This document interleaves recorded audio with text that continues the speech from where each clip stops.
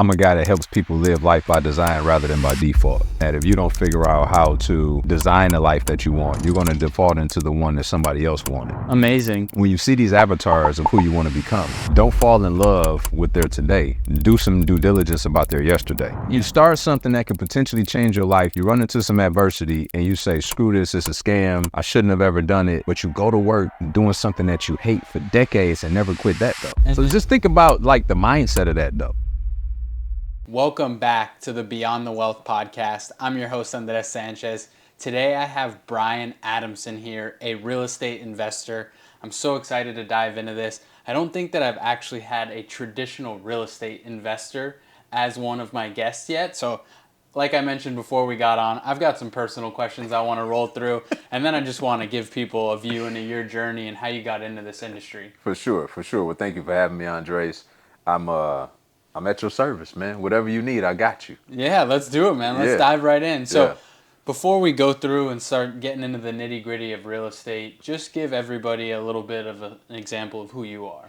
Yeah, I like to say at this stage in life, I'm a guy that helps people live life by design rather than by default, right? I think for most of us, depending on where we come from, our upbringing, the opportunities presented to us, many people just default into what they establish as normal based on what their environment says is normal, which is go to work, hope at some point you save up enough money, and then there's going to be this life of bliss somewhere 30, 40 years down the road, which we all know, and especially you know at your age, that that's not really what's going on out here, right? Yeah. And that if you don't figure out how to design the life that you want, you're going to default into the one that somebody else wanted. And so that's what I'm doing at this point in my life, helping people invest in real estate, both residential as well as commercial multifamily, and teaching coaches and consultants how to grow and scale coaching and consulting businesses as well. Amazing. And yeah, I like what you mentioned there. For me, like that, people live that life that they think they need to live or that was told to them. And I really feel like my generation is the last generation that maybe has a few people that will fall into that trap. But we've grown up, I'm 25 for reference, for any new listeners. We've grown up with so much access to social media that it's like going to college is slowly starting to not be like 100% necessity. People are understanding that they can create wealth at a young age. So I'm excited to dive in because you're getting to work with some younger people and some older people. But I do think that you're spot on with a lot of people just flow into life and follow and just kind of do what they think is the normal and don't understand that they can create a really financially free life for themselves with not that much work. Absolutely. Which you hit the nail on the head when you said access, right? I'm an 80s baby. When I grew up, I had access to the avatars that were around me. Yeah. And typically it was a very staccato lifestyle. You go to school, you go to Boys and Girls Club, you go to home, you got the same neighborhood friends. You don't kind of go outside of your purview. So, you know, what you tune into, you turn into. That's typically what ended up happening. Whereas now you guys have this great world and opportunity called the internet to connect with people that you wouldn't otherwise meet. But now if you have a burning desire to learn something, you don't have to go to college by default. You could just go and find the people that's excelling in that area that you want to go into and go to their college and learn what they know and go do the thing that they do. So I think it's an amazing opportunity. I actually have a daughter who will be 22 this year. And I know that sounds crazy, right? I had her at 18, but she's right there with you, right? You're 25, she's 22. She started investing in real estate at 18. She had a virtual assistant business at 18. She also did go to college in pursuit of medicine, got there, kind of figured out that that wasn't what she wants to do. But now she has a bigger vision of what she wants to do in the medical field. So she's finishing up her undergrad and soon to get a master's in psychology because she's going to need that to be a part of the board that she's trying to develop. So anyway, I won't steal her thunder, but my point is, even with her right now working a job in conjunction with her business, she works for a group of doctors in Atlanta. She's doing it with a very specific purpose that she's trying to glean from them some of the infrastructure she's going to need for her business endeavor thereafter. So you guys just think differently. I respect it. I embrace it. And I'm a fan.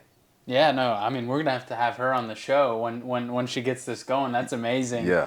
And I think it's true. It's like, even with my parents, for a while, it was a little bit of a struggle to understand, like, this virtual world and that you can create money online, because you only know what you know. And if you're not bought into technology or you're not invested in learning about it, I get why it's crazy to think that. Like, I talked to my grandma. My grandma, I had to explain to her what Zelle was.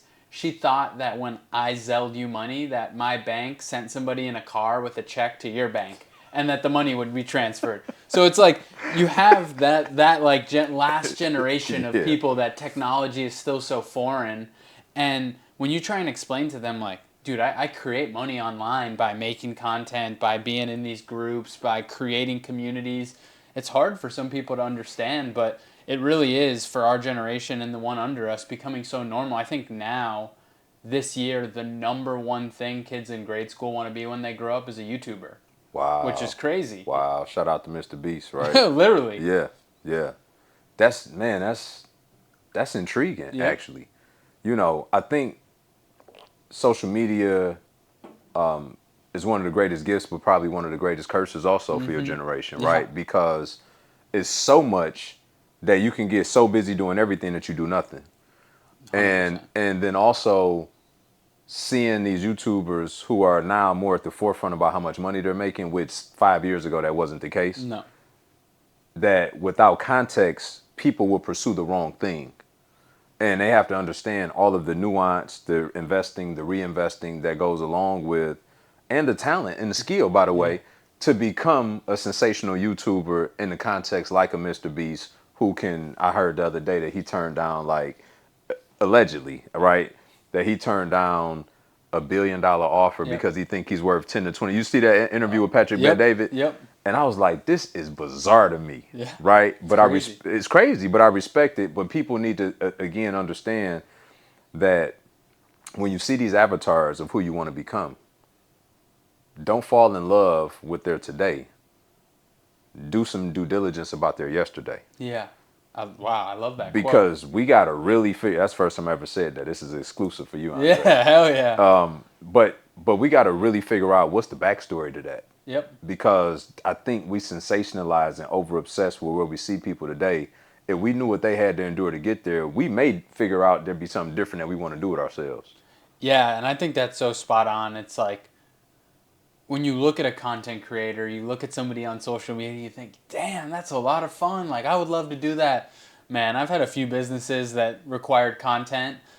That shit is hard. That shit is hard to just go out there and create content, make videos. And if you watch Jimmy, like Mr. Beast, his videos early on explaining about what he needed to do, there's only 0.001% that are built that way. Absolutely. He was 15, 16 years old, spending 20 hours on YouTube. Absolutely. In these groups, connecting with people before that was even cool.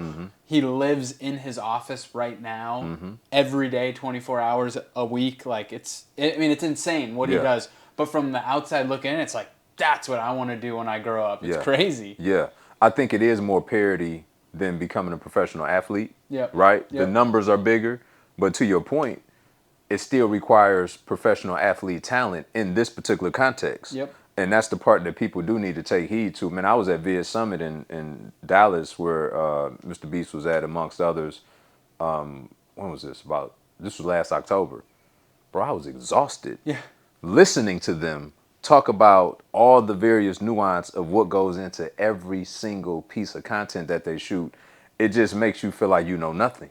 Literally. Right? Like, literally, like I've made millions of dollars online. You know, I post content frequently. I think I'm pretty good at it, right? People voted with their checkbook to say yes. And then you go into those rooms and you're like, I'm just going to leave. Yeah. Yeah, like I'm clearly, It's like, just like a different league. it's totally different, bro. Totally. It was a different language. There were parts in which I was really confused. I didn't know what they were talking about. So, yeah, I wouldn't be surprised. And maybe, I don't know, maybe this is this, maybe it doesn't. At some point, there may be a YouTube, like we call it YouTube University, but I mean official. I would not be How surprised. amazing would that be, though, bro? I mean, I look at things like Alex Hormozy spent like $100 million on School. Have you heard of the platform School? Oh, absolutely. So I'm on it right now, Oh, actually. amazing. Yeah. So he bought majority stake in that company. Why did he do that? he sees what we're talking about right now. There's a company, WAP, that is a marketplace for communities, paid communities, for you to go in and learn. There's that company, Coursera, where you can go in and get certifications. Like, there is this move to self-education that I Okay. think is coming. I Okay. mean, there's a perfect example. You're on school. Like, you know about it. It speaks to, like, I feel like that's so tailored towards younger generations, but it's already up in older generations of, like, I mean, you're in tune with the industry For because sure. you're making content, but it still speaks for the total addressable market of this self-education that I think we haven't even scratched the surface of fully unlocking. Yeah, I agree with that. I remember being in college, and they had this. I think it was called Blackboard. Don't Yeah, quote me on yeah, that. no, Does that sound familiar? yeah, yeah, I had that in Okay. school. Okay. School, SKOOL, Yeah. reminds me a lot of that application. Yep, 100%. Right. That is actually So when you said that, that's I drew the parallel, and I was like, he's spot on. Actually, school reminds me of being on Blackboard. yeah, because you're on there. You have your little boxes with your 6, 7 classes that you're in, your assignments for each. Same thing as going on school and picking different communities to be a part Absolutely. of. And Absolutely. instead of taking English, Spanish, science, you're taking drop shipping, real estate investing, and copywriting. Absolutely. And now you're learning actionable skills. To me, I think it's pretty badass, Yeah, and I think so too. I think it's a huge market. And I'm it's I'm not gonna be honest. Anybody that could come out and crush the universities, traditional universities, I'm in all support of it, man. I I've been on both sides, Yeah. right? One of my biggest takeaways from being in college was honestly because I grew up in Detroit, although I live in Orlando now. And I grew up in an environment where I was 97 to 99% the majority. When I went to college, I was 3% the minority. Huge culture shift, yeah, big right? difference. But exposed me to what we call real world, because you have to learn how to coexist with all walks of life if you want to be successful in life. I believe, and that was my biggest takeaway from college. None of the studies, none of the industrial engineering degree, like none of that. It was how to identify, deal with, and do life with other people that don't look like you, don't think like you, don't talk like you. But that experience was the biggest takeaway for me for traditional college. Is that worth $100 some thousand? Probably not. But I made a lot more in result of those skills that I developed Yep. as a byproduct of being in that environment. But there's certain specificities. Do I want my doctor going to traditional? Absolutely. Do I want my attorneys? Absolutely. But even now, engineers, I don't know if that's requisite. Yeah, I mean, there's so much content and resources online that if you are self-driven, you can almost teach yourself anything. Yes, sir. Because I mean, I think there's like a stat. There's like 50,000 videos uploaded to YouTube every day. We see Wow. maybe like 0.01% of those videos. There's probably hardcore engineers posting hours and hours of educational content that we'd probably never see. That's true. But somebody who really wants to become one or is interested could borderline go there and learn everything that they would learn in traditional school for $0. That's very true. And they probably actually learn more because it'll be real life, real time examples from people that are legitimately doing it. Yeah. Not the professor that's still teaching this outdated book Yeah, I love that's not even being utilized in the marketplace anymore. Yeah, it's like all these colleges now, the cool new thing is an entrepreneurship degree. You can get a degree in entrepreneurship. Really? Oh, yeah, that's like a very common new thing. My opinion, huge money grab. Because Okay. you're learning Yeah. from a teacher. Yeah. If that individual was an entrepreneur, they probably wouldn't be teaching you. And granted, yeah, you can go get some guy that exited his company for $30 million and is giving back. I don't think that is the majority of the entrepreneurship professors. That will be the exception, not the rule. Yeah, exactly. Yeah. So, but in my opinion, it seems like an easy way out, because if you want to go be an entrepreneur, it costs virtually no money to go online and start trying to offer services, start trying to do knick-knack things for people, make a buck here, make a buck there. That's a degree in entrepreneurship, in my Absolutely. opinion. I couldn't agree with you more. I think one of the key pieces that everybody needs to understand, whether you're in high school, whether you in your early 20s, your focus in life has to be on becoming the person that can then do the thing to then have the stuff. we get so hyper focused on having the stuff that we forget about who we need to become to then do the stuff to then have the stuff.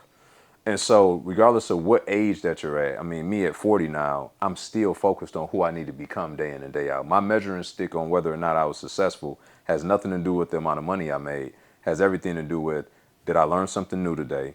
Did I improve my life and somebody else's?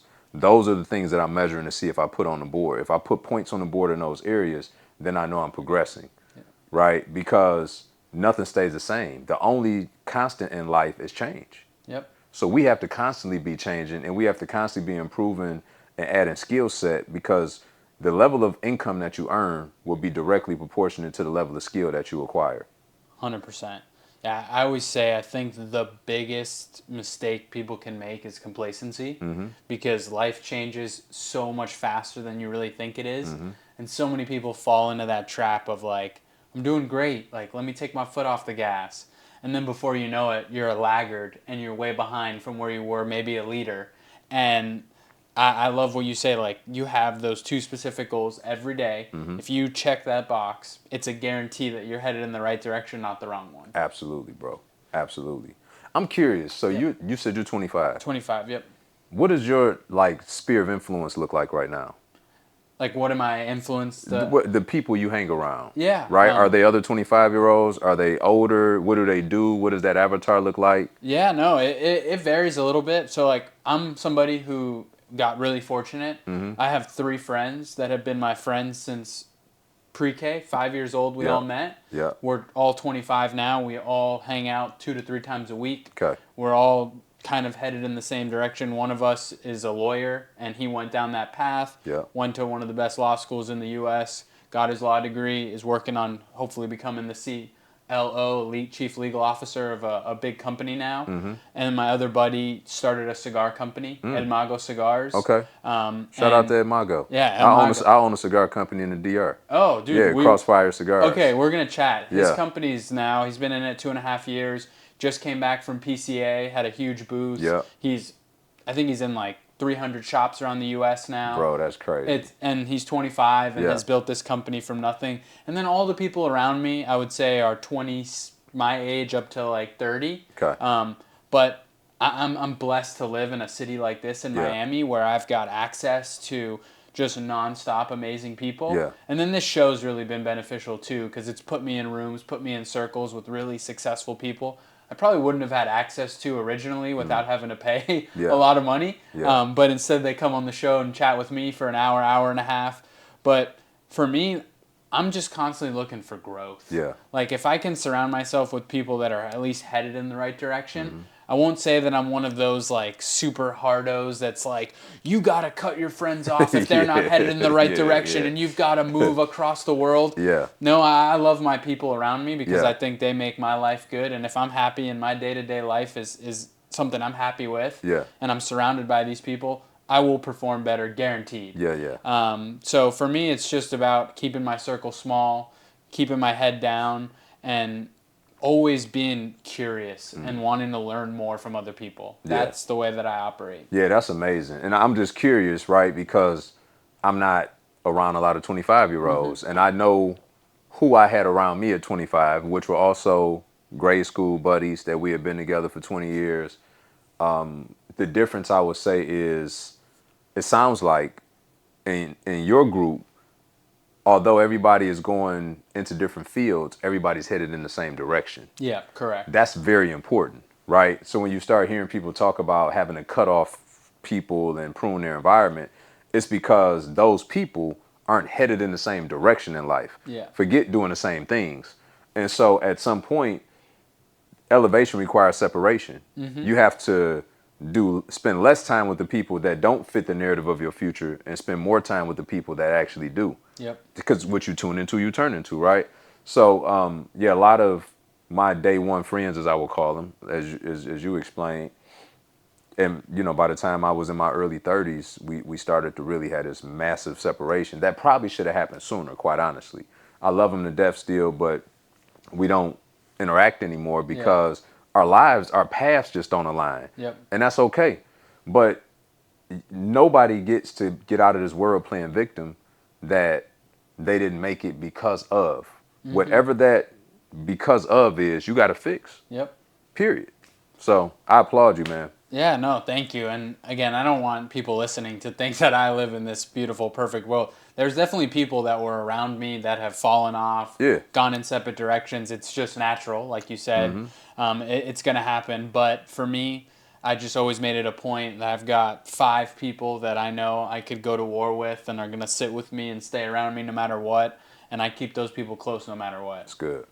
It's good. So let's try. We just went on this amazing Oh yeah, conversation here. yeah, yeah. This was awesome. I want to talk a little bit about you specifically here. You give us a little bit of a background on how you got into real estate, why you went that route, and then let's start talking about what you're doing now. Yeah, so as I mentioned, I grew up on the west side of Detroit, and my dad was a firefighter for 30 years. My mom was a cashier at a grocery store for 25 years. All they knew was work ethic. It's interesting, too, because the older I get, I see the gifts in them that they never utilize, at least in the extreme context that they could have. But anyway, I digress. That's just one of my gifts, is to identify gifts in others. Yeah. And so they did much better than their parents in that regard, and me and my siblings wanted for very little, right? But I always wanted more. I knew since I was 12 that I was gonna be a money guy. Like, I had this gumption in me from that age, and Was there anything specific at that age that started making that feeling happen, or it's just natural? I fell in love with this idea of making my own money, so much so that I got a job at the barbershop sweeping up hair. You gonna laugh at this? For $25 a week back then. This was like Wow. 95, right? Somewhere in that time frame. And it wasn't about the $25, which was great. I mean, I stacked it, and by the time our summer trip came for middle school, I was able to buy myself a pair of Jordans with my own money. Oh yeah. Right? So that felt good. But it was more about the people I was around in a barbershop, as one could imagine. I'm around older men Yep. that I'm able to glean and chew the meat and spit out the bones. But it was advancing me in levels to where I was much more ahead of my classmates, right? Because I'm getting exposed to this world of being around men who are in all different walks of life. And then I went to the Boys and Girls Club and worked there, and then shoe store. So I always just wanted to have my own, right? I appreciated my parents, but I always wanted my own because I wanted the autonomy to make my own decisions. I remember being in high school and I was 15 years old. I bought like a $700 leather jacket, Shit. right? But that was my choice, Yeah. and that was my money. So as you could probably tell, I like nice things, right? Yeah. Been in pursuit of that for a while. But in saying that, the people in my environment, right, were the people that I thought were aspirational were the people in the streets hustling, and so I emulated that lifestyle as a late teen. I was looking at a 4 to 10-year felony my senior year in high school, caught a case, and I had a full-ride academic scholarship to college. Got up there and was distracted, didn't know what was going on with my freedom, flunked out, lost my scholarship, and got my now-wife, then girlfriend, pregnant. That's where the 18 years old with a kid came in at. So that transition from graduating high school to starting college was a little bit different than most, right? Yeah. And at the time I found Christ, and it was a pivotal moment in my life where a lot of my ways hadn't changed, but something was happening. And I got on the other side of that case fully a sponge. I got rematriculated back into college, where I went up there and graduated summa cum laude. And while I was there, when I went back, is when I found out about real estate. Not at college, but while in college, a buddy of mine who was 20 years my senior was flipping houses. He was like, man, I got these buyers who they qualify for the loan, but they don't have a down payment. If you want to gift them the down payment, I give you a return on your investment. So I started leveraging my refund checks in college as a de facto private lender. Yeah. And then that's how I got started. But then I quickly figured out, if these people buying houses with no job, well, give me a couple of them stated income loans, right? And this is 2006 and 7 before the market contraction. Part of being a catalyst as to why we had the market contraction, these bad loans that they were writing. And so yeah, I bought my first couple rental properties 2006 and 7, and then we built a new construction home to move into our senior year in college. We broke ground on a 2,500 square foot house, 4 bed, 3 bath. Bro, it was crazy times That's back amazing. then. Yeah, and but then all of that was upside down Yeah. several months later, Yeah. right? Because I had no education, and so long story short, I started buying rental property when the market contracted. Because in my market back then, bro, I could get. I think the cheapest house I bought was $2,500. 2,500. Yes, for Holy like a shit. 800 square foot house that I put 5 grand into, cause could rent it out for 750. So my first portfolio was like properties ranging from 2,500 up to 30 grand. And was this Section 8 or just straight up houses? Back then, because I was uneducated, I bought the lie that Section 8 was a bad thing. I own over 100 apartments now that we seek Section 8 tenants, which I'll get into that a little bit later. But back then, no, we were just renting the market tenants. Particularly, many people lost their homes back then, so the market was flooded with qualified tenants who just didn't have a credit score to live in a house, but they could easily rent your property. Yeah. So that's essentially how I got started. I wasn't looking for the opportunity, but when it showed itself, I took full advantage of it. Yeah, I mean, $2,500. You're talking to a 25-year-old that's got to spend $500,000 to get himself a starter home Exactly. in South Florida. Exactly. So but I think I always look when I have these interviews for common themes across successful individuals, and there's always a time, and for some people it's short, for some people it's longer, a time of serious adversity. And I think you have a few of those moments in your early career that create the person you are today and allow you to be the successful individual that you are today. And the fact that, because I just think most people, you go and you start jumping into this real estate thing, you see the market implode, you're losing things here and there. Most people would say, F this. Yeah. Like, I'm going to go just get a real job and, like, move on with my life. Yeah. This is not going to work. You just doubled down and said, let's keep it rolling. And then now you're able to sit here and be like, yeah, it worked out. Yeah. How does that feel? Honestly, it's what I was sharing with you off camera. It's kind of eerie because just as easy as it was for me to take advantage of that opportunity, it was also just as easy not to do it. Yep. And I think because a lot of the time people don't have the inherent pressure of somebody telling them like, hey, did you do this? Hey, did you do that? Hey, did you? And they just keep letting opportunities pass them, and they never know which one of those opportunities is going to be the catalyst to forever change their life. Yep. 100%. And that was a point in time in 2006, almost 18 years ago now, that point in time forever changed my life, man, because it exposed me to a world that I didn't even know existed before. There's always a moment in a successful individual's career where there's two roads. There is unsuccessful and successful. And so many people miss that opportunity because they weren't ready in the moment, didn't see it, didn't catch it. And it's unfortunate, but that's just natural selection. Yeah. The people who are locked in, committed, and want it don't miss those opportunities. Yeah. You didn't let things kind of distract you, and you went forward with it. And now we're talking 18 years later, and For you're sure. still successful and in the game. For sure.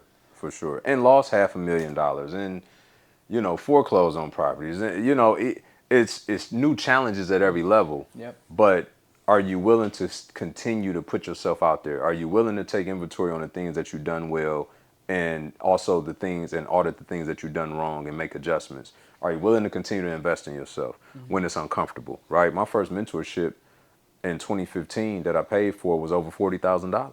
Whoa. Right? I had to leverage ticket. my credit, my wife's credit. Back then, like, that's more commonplace now, Yeah. right? But back then, Yeah. like 10 years ago, spend 50, 60 grand on some mentorship. Oh, I had buddies who would like call and prank me as if they were the company that went out of business or something, right? No. So but are you willing to be an independent thinker? Are you willing to go against the grain from what everybody else may think about you? And it's interesting because now some of those people calling need a loan, right? And Yep. they thought it was funny back then. So, having that level of conviction about this is the life I want, back to design versus default, I'm going to have to go against the grain. I'm going to have to do some things unpopular. And guess what? I'm also not going to have control throughout the process. I'm going to have faith. Yep.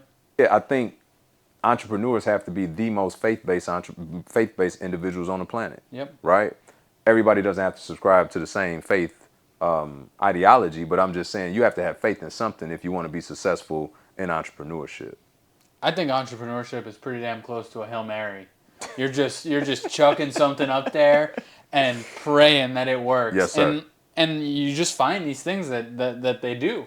You might have 2, 3, 4 failures, but then that fifth one is that company you sell for $20 million. 100%. And I've heard that over and over and over again, and I've had people sit here that are like, yeah, I'm successful, but from age 18 to 22, I lost every dollar I put in, and then at 23, I made $1 million in 6 months. Yeah. And it all worked out, but 99.9% of people quit on failure. 3, 4, don't get to 5. It's Absolutely. like that meme of those two people above like one's above each other and they're mining for the diamonds. The other guy's headed out and all he needs to do is hit one more time and it's a full room of diamonds. Oh, I saw and the that. other guy's Yeah. continuing to hack forward. People don't realize that they miss opportunities because they quit too early. That's a fact. But meanwhile, back at the ranch, they go to work and do something that they hate for decades. Yeah. And So then- just think about like the mindset of that though, right? Like you Yeah. start something that could potentially change your life. You run into some adversity and you say, screw this, it's a scam. I shouldn't have ever done it. But you go to work doing something that you hate for decades and never quit that though. people are just so obsessed with being comfortable, I think, Yes. of just not The idea of being comfortable. comfortable. Yeah, Yeah. because I mean, entrepreneurship is uncomfortable. There's months where things are shit. There's months where there's fires everywhere. There's times where you're in the red and you got to scrap and figure it out. Where you don't have to deal with any of that if you just punch the clock. Yeah. And again, there is a place there. Some people just aren't driven and built that way, Sure. and we need those people to go fill those regular jobs. Yeah. But it's spot on. Like it's mentally once you've started a business, owned a business, been part of the start of one, you realize it's crazy to think about that people are just willing to go and just hate their day-to-day work life because it's comfortable. Yeah. I mean, think about it. If you're unwilling to suffer as an entrepreneur so that your family can have freedom, then you're going to go to work and abort your freedom while your family then suffers. That's deep. I just thought of that too. That's deep. This is a good one tonight. Yeah, hell Yeah. yeah. Yeah, and it's I actually had a guest where we were talking about potential. And he literally looked at me and he's like, I just want you to know and everybody listening to know, if you are not giving life your full potential, you are selfish. You are selfish because God wanted us to be here and give our all to everything we do. If you are reserved, not trying, coasting through life, you are selfish. Yeah. And I really thought about that and I was like, I never thought about it that way, but it's so true. Yeah. You're just willing to take the cop-out route and just go the easy route and not devote yourself to being the best you. Yeah. And that moment really changed the way that I thought about things. And I think we've mentioned a very common theme throughout this, and mindset being that theme. Mm-hmm. It's so interesting when you begin to expose yourself to these different groups and understand that just thinking about things a little bit different is unlocking these different worlds and thoughts and mindsets that you could utilize around money, around life, around family. And people just don't know because they're not interested in changing. They're interested in just staying in their same lane. And that to me, obviously now learning and understanding all of these things and interviewing tons of people who have gotten to where they are because they get these things, it's hard for me to understand how people could just go through life coasting. Yeah. That's good. Well, what I heard you say is ignorance is expensive. Yes, that simple way to put it right there. Like ignorance is expensive, and ignorant not being a condescending thing. Ignorance is the definition of the absence of knowledge. And so people lack the knowledge. They're too lazy to seek the knowledge. And so there they lie in ignorance, which they don't understand. That's the most expensive tax that they're paying in their life is the ignorance tax. They worried about the federal tax and the most expensive tax that they're paying is the ignorance tax. Every day. You're dropping some bombs on us tonight, man. bro. The most expensive tax you pay is the ignorance tax. I 100%. love that. 100%. And it's just so true. Like, it really is so true. And, you mentioned the $40,000 ticket on that mentorship. I've almost everybody that sits in the seat you're in right now attributes a lot of their success to paid mentorship, learning, spending money on their self-education. Yet there's still so many people that can't fathom something like that. Talk a little bit about that experience of, like, how much has mentorship helped you in your journey? How much money do you think you've spent on self-education and things like that? Because I Yeah. think it's very relevant for the young entrepreneurs listening. Yeah, I think, God, I mean, just the past couple of years, I spent 6 figures a year, you know, and I would say cumulatively, it's probably somewhere between 3 to 500 grand, you know, and well, for good reason, right? Because it is the thing that has moved the needle most in my life. Like there's nothing better you can do for yourself than to find people that have had the success in the area in which you desire to have success in and pay them to avoid all the costly mistakes that they did. I always use this analogy, right? I'm a foodie. I love like sweets especially. Yeah. I know you look at the physique, you're like, bro, it don't make sense. I work out just to eat bad. I figured that out. But I like going to the restaurants where I know they're going to have my favorite dish because it's a proven recipe and it's consistent. I think most people subscribe to that same thought. They go to the grocery store to buy the thing that they prefer as opposed to trying to go and pull it out the garden and make it from scratch. Yep. So we oversimplify things like things like grocery shopping, and then we overcomplicate things like wealth building. Yeah. There's Literally. somebody out there called Wealth Builder who's already tried all these various iterations of this recipe that didn't work. And he or she is like, this is the one that worked. Just use this one. Just use Take it. it home and go build the thing that you want. Yep. And yet we put these layers of resistance. Some people are just convicted for every solution they find a new problem. I mean, that's just so true. It's like anything that comes up, it's like, oh, the blame game. Yeah. Pointing fingers. Yeah. It's never your own fault. It's never your own problem. And this won't work because of this, and that won't work because of that. And somebody told me excuse. I mean, it's like Jesus Christ.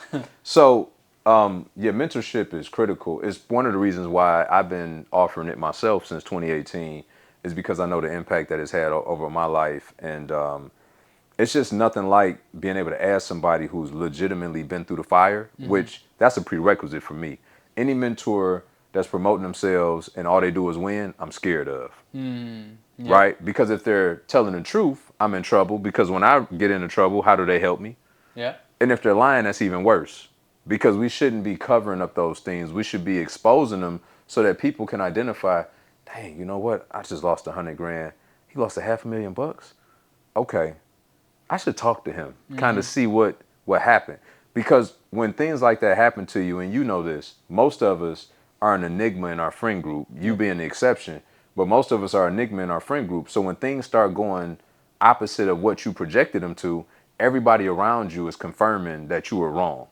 So you need to get an environment of people who can validate, no, that happened to me. Here's what I did to get on the other side of it. Yep. Does that make sense? Yeah, 100%. So mentorship is critical on many levels. One, having a roadmap. Two, having a navigation system to show you how to navigate. And then three, having that counselor, that confidant that you can confer with to help you through the various challenges that exist for everybody that signed up to do it. You mentioned that you offer mentorship, and I know it's something you're very passionate about. We talked about that right when you're two things that you try and check the box on every day. One of those is kind of a way to say mentorship. Talk a little bit about that journey and what you offer, because you never know. There's maybe people listening that would love to jump in. Sure. So I got two different areas of focus. One is real estate investing, where I teach people how to grow or scale, 6 to 7 figure businesses in 12 months if that's their appetite. We specialize in remote investing, which opens you up to a larger marketplace than being relegated to your market in South Florida where you got to get a $500,000 starter home, right? So it allows you to go, and we got students in Cali, we got students in Denmark, Japan, Afghanistan, all around the place that utilize this framework to be able to invest in areas that they don't live in. Okay. as an entrepreneur, one of your best friends is called opportunity. Yep. So do you want more opportunity or less? You want more. So this is why we invest remotely. And that system and framework could actually be used in your backyard as well. It simply allows you to deploy somebody else on your behalf to do the day-to-day. We call them a project manager, so that you can focus on raising more capital and finding more deals. If you can do those two things and manage people, with 10 to 12 hours a week, you could build a multiple six-figure, seven-figure business. We've done it time and time again. So that's in one area of focus. And then the other areas that I help coaches and consultants grow and or scale their coaching and consulting businesses. And is that specifically to real estate coaches? Not or at all. any? This is business. Okay. Yeah, this is business. Yeah, because many people I found in the marketplace, because they don't understand their value, they're under monetized, right? And many believers are over spiritualized and under monetized. And so, but part of the problem is that because people start businesses even by default as opposed to by design, right? They're just Yep. trying to make money Yep. as opposed to getting to the root cause of who do I want to help? How do I want to help them? And then reverse engineer everything backward from there. Because based on what that is, there's a very specific avatar that you need to communicate with every time you hit that button and start shooting content. And you need to say certain things and your messages need to be aligned with that. And there has to be congruency in all of that so that you're not confusing the marketplace about what it is that you do. And then your pricing should be predicated on the payoff that you get that client, not just what make you feel good or what makes them feel good. Mm-hmm. And many people are in a race to the bottom. Yep. The businesses aren't profitable because they're just trying to it's like race to the bottom. If you're the cheapest, nobody believes you're good. Yep. People are obsessed with, I mean, there's market saturation, but if you're good, you're good. Period. Like, it's like, oh, AI is going to remove jobs. No, AI is going to cut all the B and C players, Right. and all the A players are just going to dominate with Right. more tools. Correct. And that's the same thing that you're mentioning here. It's like, it's a race to the bottom. Everybody's cheaper this, cheaper that, because their churn is high and they're obsessed with the next new client and they've got to be competitive. And then you've got those whales that you don't even hear about, see that are just best of breed, and Absolutely. they're blowing it out of the water. Absolutely. And they're doing nothing at a discount. Nothing. Everything at a premium. Yep. Because your pricing is just as much designed to attract the customer you want as it is to repel the one that you don't. Mm-hmm. That's very important. Your pricing should communicate to the buyer if they're your buyer or not. If you think it's too expensive, then that's fine. It's just not for you. It's not for you. Yep. But I'm not going to change and acquiesce what I do to make you feel more comfortable. There's a guy down the street that probably better suits your needs. But based on the payoff that I get my client, this is what it costs. I think that's a big mistake a lot of young entrepreneurs make, is like, not all money is good money. Mm-hmm. And people think it's crazy to disqualify a prospect. But I think in some ways it's the best thing you could do. Because you saying yes to a non-ideal prospect only brings headaches, only brings a churning customer, only brings a potential bad review. But in that moment, you were so obsessed with that money hitting your account, you weren't willing to see all those red flags and disqualify that individual, not sell your product, not work with them. Where most likely if you did that, like the way this world works, you'd probably get a real good customer coming in right after. Mm-hmm. But people just are obsessed with the money. But in reality, that's not what creates a big, great business. Bro, that's a whole pie in and of itself. Like, to me, that's business maturity. We got spiritual maturity, we got emotional maturity, we got all these different maturities. That's business maturation. When you get to a point where, contrary of what you need in a sale, that you like, this is not my avatar. Yep. And while I appreciate the gesture, I'm not your guy. And I promise you, bro, this is one of the biggest lessons that I've learned in business, because I used to be that guy, right? Yeah, they're probably not as bad as I think. Maya Angelou said it best: when people show you who they are the first time, believe them. People are going to be who they were when they showed up. And not to say that some people don't evolve and grow, but you at least have to know that foundationally that they were the right avatar to start with, that just needs more mentorship. Yep. Some people, from a mile away, they're scum. They're going to destroy the culture within your community. and they are going to be the reason why you lose sleep at night. And there's no amount of money to justify having to endure such a thing. Spot on. I couldn't agree more with that. So you do the coaching. That's like the mentorship part is very important to you. We don't want to take away from your real estate portfolio and what Yeah. you've built. Talk a little bit about what your real estate portfolio has within it, commercial, residential, and how you built that. Yeah, so after I got out of college, which I did all cash flow initially, ran into all those hurdles. I sold off 90% of my portfolio, got kind of stagnant in corporate America. Then I found a mentor, learned how to raise capital, do fix and flip wholesale, how to legitimately build a business as opposed to be a landlord. And went off to the races, did over 100 fix and flip and wholesale deals. And that active income was cool. And then in 2020, I started buying commercial multifamily. And so, yeah, I bought 120 units in 3 years, something like that. Wow. And it's a small tranche of 2 to 4 units. I got some duplex and triplex in there, but then the bulk of them are like 6 units, 16 units, 20 units, 40 units, etc. And what was it like acquiring all of that? Was it a huge learning curve? Is that something most people could do if they're willing to learn it Yeah, and dive in? definitely a learning curve. Going from the resi side to commercial multifamily, there's a lot that I'm grateful because I did so much fix and flip. And I'm talking about like heavy fix and flip to where it did prepare me more for the construction outlay. But there was still just so many nuance because although it is economy of scale, you taking one footprint and you just kind of replicating it over and over. But because of the scale, are the materials available? I mean, one of our buildings we bought, you know, in 2021, and there was a lot of import export issues, and there was only two main like heavy duty electrical distributors Yeah. in the states. One being in Minnesota, and I forget where the other one was. So we were waiting on our main panel for the exterior for 11 months. I mean, imagine that, bro. Yeah, you can't do anything with that. Right? You get as far as you can, but you still need to be able to test things. And so that's just one, that's a microcosm of the many challenges that we've been able to fight through and get on the other side of. But yeah, it is a learning curve. And, I did go get a mentor in that space, but there's just still certain things that when you scale within a specific time frame that you just got to figure out on your own. There's always going to be gaps. And so the thing and this is why I'm so encouraged as a coach. I pay for coaching, I find the gaps, and then I fill the coaching gaps in my coaching. There's nothing wrong with their coaching. It's just that the way in which I'm wired, there's certain specificity that I would much rather have called out so that my students don't have to endure the stuff that I did. For sure. So for you now, are you still actively building that real estate portfolio regularly? Have you prioritized the coaching side of the business, or are you just doing both at the same level?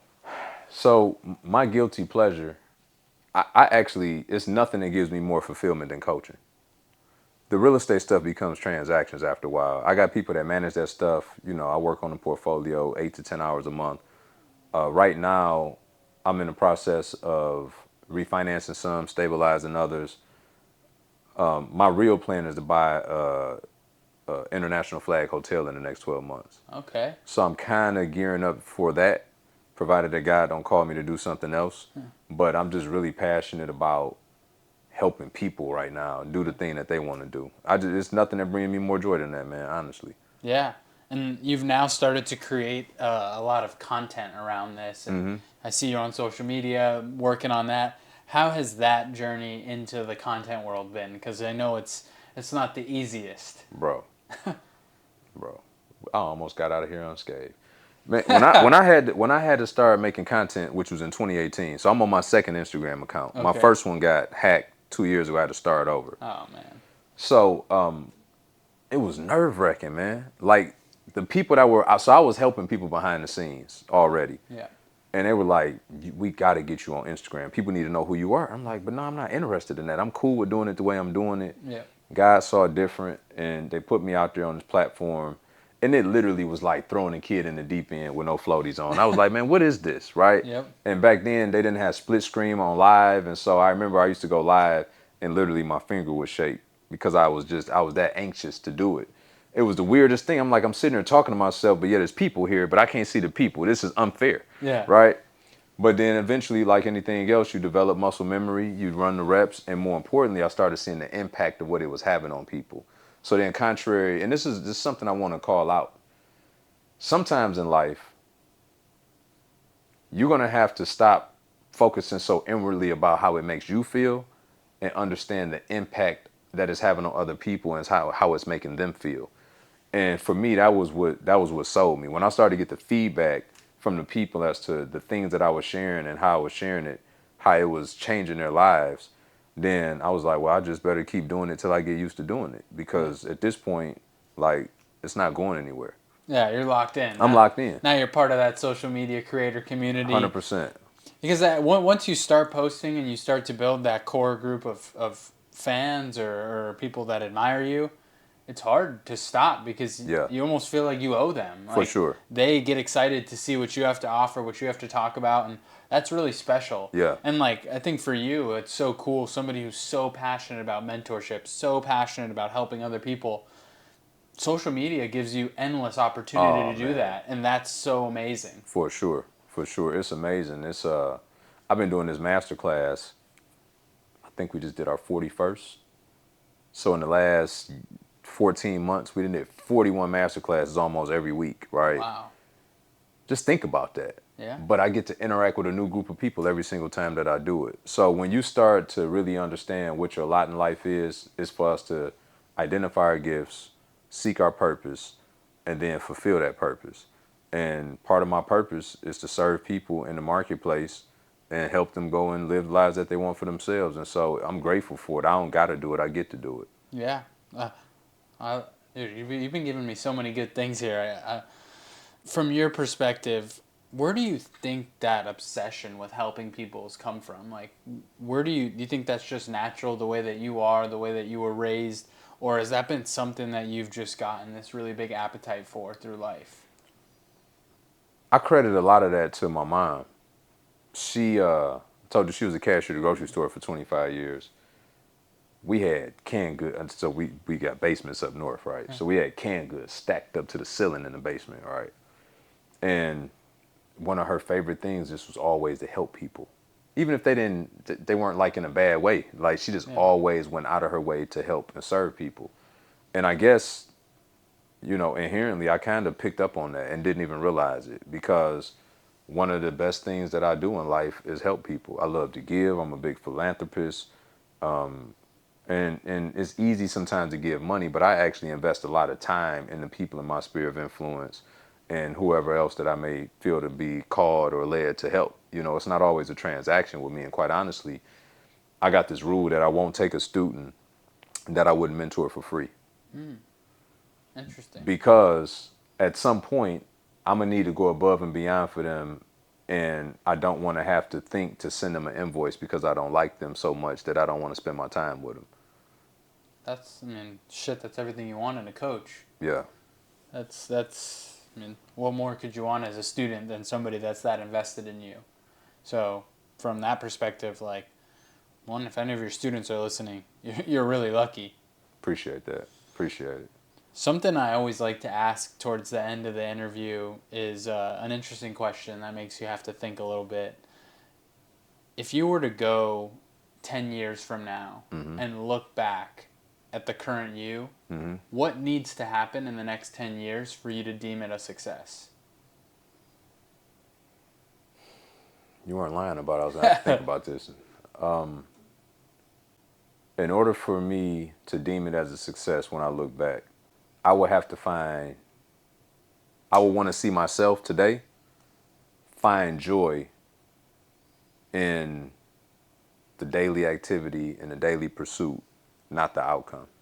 We control the inputs, God controls the outputs. If 10 years looking back, if I became the guy that can legitimately find joy every single day, regardless of outcome, then I've prepared myself for what I believe is prepared for me 10 years from now. I love that.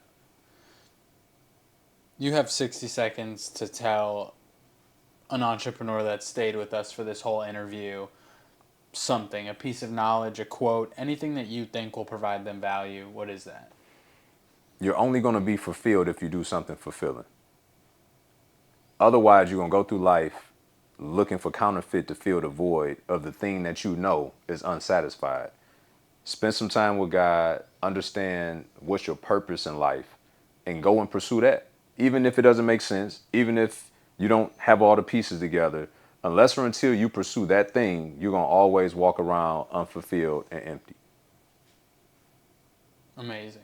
Like the amount of knowledge that has been shared in this, I don't know, maybe 50 minutes of time we've been sitting here is amazing. And the good thing is that we get to play into what we were so excited about.